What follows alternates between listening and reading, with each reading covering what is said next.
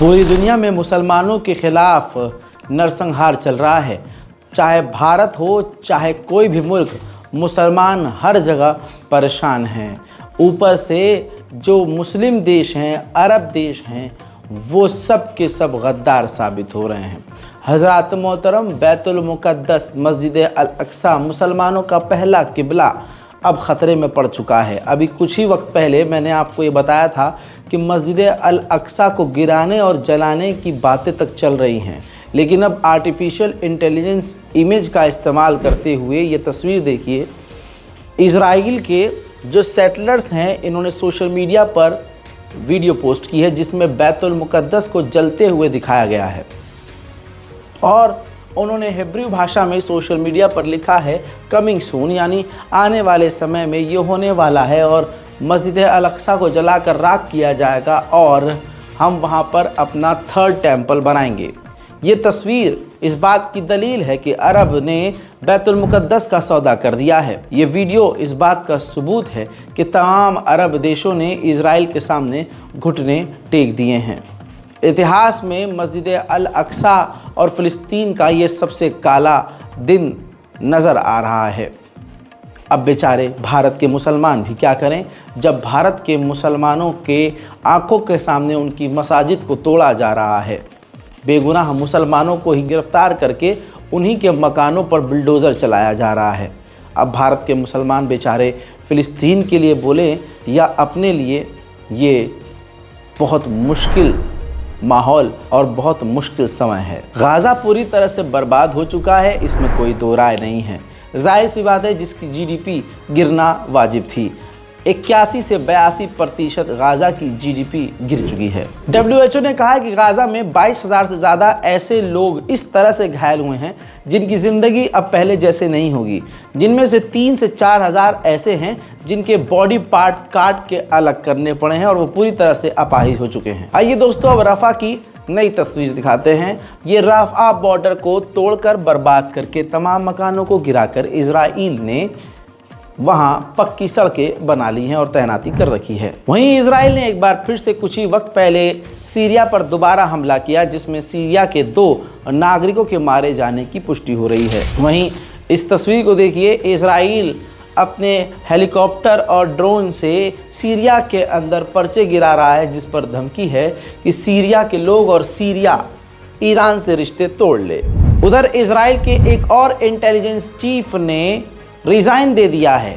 माना है उन्होंने कि 7 अक्टूबर को उनका फेलुअर था, जिसकी वजह से आखिरकार एक बार फिर से एक बड़े अधिकारी ने इजराइल की सरकार से इस्तीफ़ा दे दिया है। वहीं मेरे दोस्तों, इन तस्वीरों को देखिए, दर्दनाक तस्वीरें। गाज़ा के बचे कुचे मकान जो खाली पड़े हैं उनको भी बम लगाकर इजराइल उड़ा रहा है। ठीक इसी तरह से बुलडोज़र का इस्तेमाल करके भी इजराइल ने गाज़ा के अंदर सैकड़ों मकानों को पिछले 3 दिनों में तोड़ दिया है। 7 अक्टूबर से अब तक 702 फ़िलिस्तीनियों को फ़िलिस्तीन के वेस्ट बैंक के इलाके में ही इजराइल कत्ल कर चुका है और ये नंबर बढ़ते जा रहे हैं। उधर जर्मनी और बरतानिया के मीडिया हाउस नेतन्याहू और इजराइल के सपोर्ट में झूठी खबरें, फेक न्यूज़ चला रहे हैं।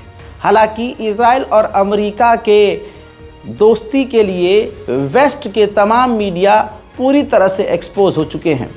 एक बार के लिए गोदी मीडिया पर लोग यकीन कर सकते हैं, लेकिन अब वेस्ट का मीडिया पूरी तरह से नंगा हो चुका है। वहीं गाज़ा में 41,118 लोगों की शहादत हो चुकी है, जिनमें से वहीं 11,270 महिलाएं और 16,673 बच्चे मारे गए हैं और ये आंकड़े हर रोज़ बढ़ते जा रहे हैं। तुर्की के राष्ट्रपति रजब तैयब एर्दोगान ने कहा कि आज दुनिया देख रही है कि जिस जगह पूरी दुनिया में सबसे ज़्यादा बच्चे मारे जा रहे हैं, अब वो जगह और हमारी जगह अलग नहीं है। हम भी अब सेफ नहीं हैं, ये मैं अब खुलकर कह सकता हूँ। वहीं मेरे दोस्तों, बेंजीवीर कट्टरवादी नेता ने कहा कि फ़िलिस्तीनियों के लिए 5,000 और जेल बनाई जाए, जिसमें फ़िलिस्तीनियों को कैद कर दिया जाए।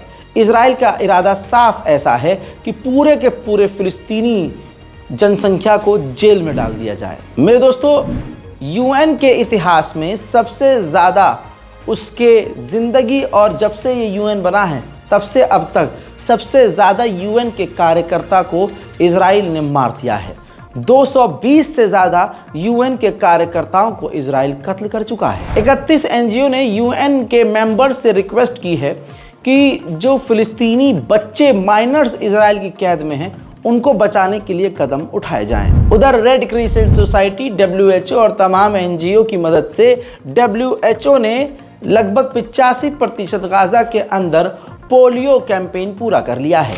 वहीं लेबनान की बात करें तो लेबनान के आसमान में इजराइल का खौफनाक ड्रोन दिन भर गश्त कर रहा है। इजराइल के खतरनाक हमलों में लेबनान के 2 फाइटर भी मारे जाने की खबर कंफर्म की गई है। ये दोनों फाइटर लेबनान के थे।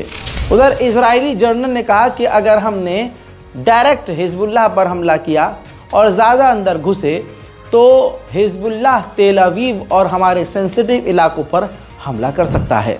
स्पेन का एक अहम किरदार सामने आया है जो काफ़ी पॉजिटिव है। स्पेन मुस्लिम देशों और यूरोपियन देशों की मीटिंग करवाने वाला है जिसमें मुद्दा ये होगा कि फिलिस्तीन को मान्यता दी जाए। उधर नरसंहार में जिसका सबसे बड़ा हाथ है वो है अमेरिका।